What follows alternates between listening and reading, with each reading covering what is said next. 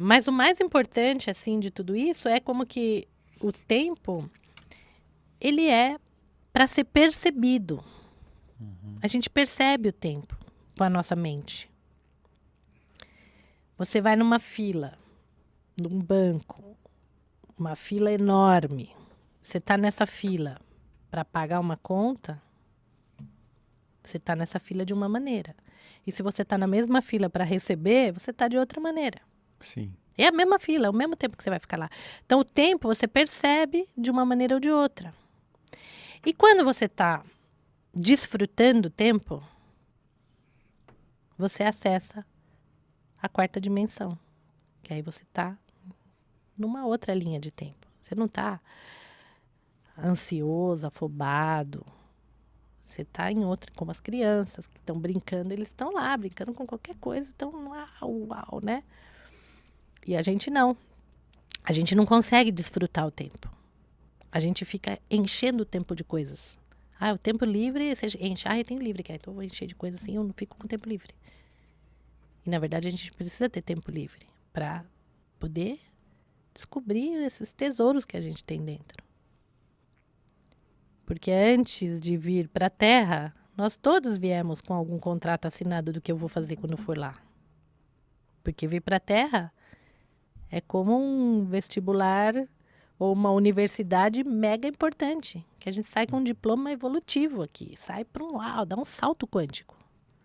Se a gente conseguir passar nas provas dessa terceira dimensão aqui, tão densa que é. E aí a gente vem, esqueceu de tudo. Existe uma tal de uma frequência artificial que mantém a gente ali numa faixa vibratória bem baixa, fazendo a gente ficar com medo, ansioso, triste, deprimido, sem saber o que eu vim fazer aqui. Ou quando você acha que sabe o que veio fazer aqui, tem medo de ser aquilo, de fazer aquilo. Ou de...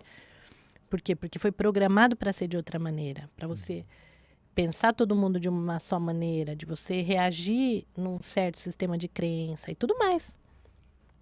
E quem mantém todo mundo pensando assim igual? Além de falar, bom, comunicação, tudo que é feito para isso, né? Mas existe uma frequência de tempo, porque a tua mente está ali. E esse calendário antigo, esse calendário que as pessoas ainda seguem, esse calendário gregoriano, que é o 12 meses, 30, 31, 30, ele foi meio que inventado, né? Ele vem lá, primeiro lá de uma contagem tipo da Suméria, que depois os romanos pegaram essa contagem que antes eram 10 meses o ano, os meses. Aí eles fizeram uma reforma, porque o Júlio César queria ter um mês, o César Augusto queria ter outro mês, porque a gente tem o mês de julho, que é para o Júlio César, e aí tem o agosto, que é para o César Augusto. O Império Romano cresceu, começou a adotar tudo quanto é... Você chama César Augusto? Não. Não, eu gostei dessa.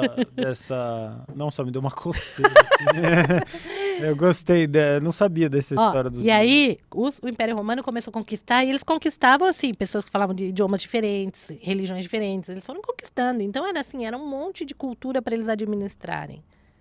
Só que eles precisavam receber os impostos no dia certo, a pessoa precisa viver de um jeito meio estipulado ali, tinha como organizar, porque cada um já tinha a sua organização. Então, vamos colocar um calendário para essa galera. E aí, calendário era o livro de pagar contas, calenda romana. As calendas, era o livro das contas. Então, quando ele fala calendário, é o tal do livro das pagar contas, que é o que a gente tem, que o livro, para que serve o calendário? Pro dia 10 você receber, o dia tal você pagar, o dia tal não sei o quê, dararara. E o dia de férias, de diversão, meio que controla todo mundo, né? E dezembro é o mês 10. Outubro é o mês 8. Setembro é o mês 7.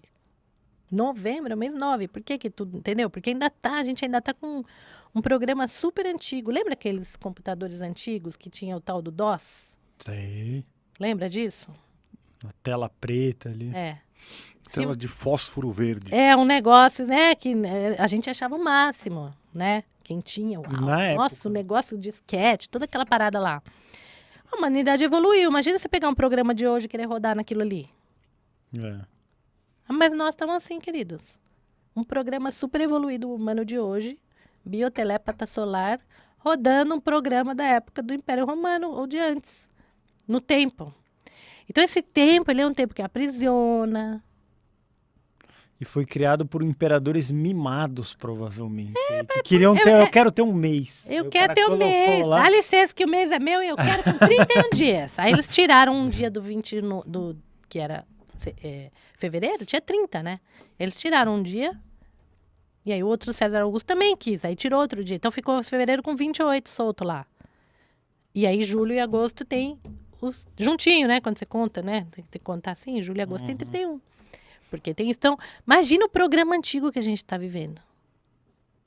E tudo que foi criado para ser. Então, essa foi a sacada do José Argüelles. Esse foi o entendimento, esse foi o download que ele recebeu.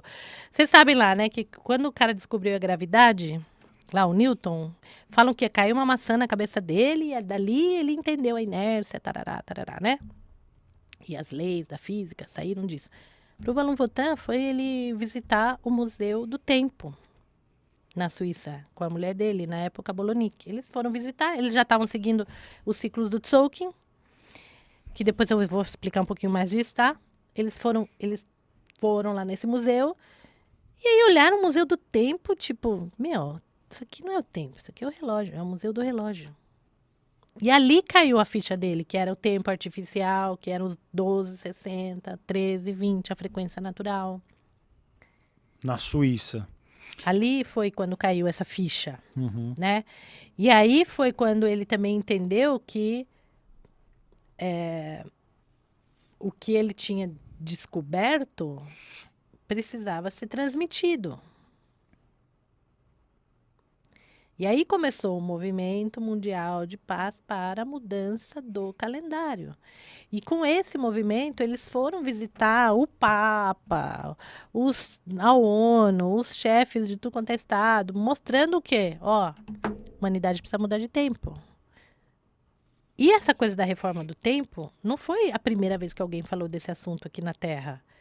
Já tinha vindo de outros momentos, porque se você para pensar num calendário de 30 a 31 dias, para você fazer uma contabilidade de uma empresa é muito bagunçado. Porque um mês, um dia a mais um mês. Imagina o faturamento de uma empresa, uau, um dia a mais, um mêsinho. Ou seja, internamente as empresas têm outra forma de contar. Eles não seguem 30, 31 dias. Eles têm outra forma de administrar esse dia a mais, esse dia a menos, né?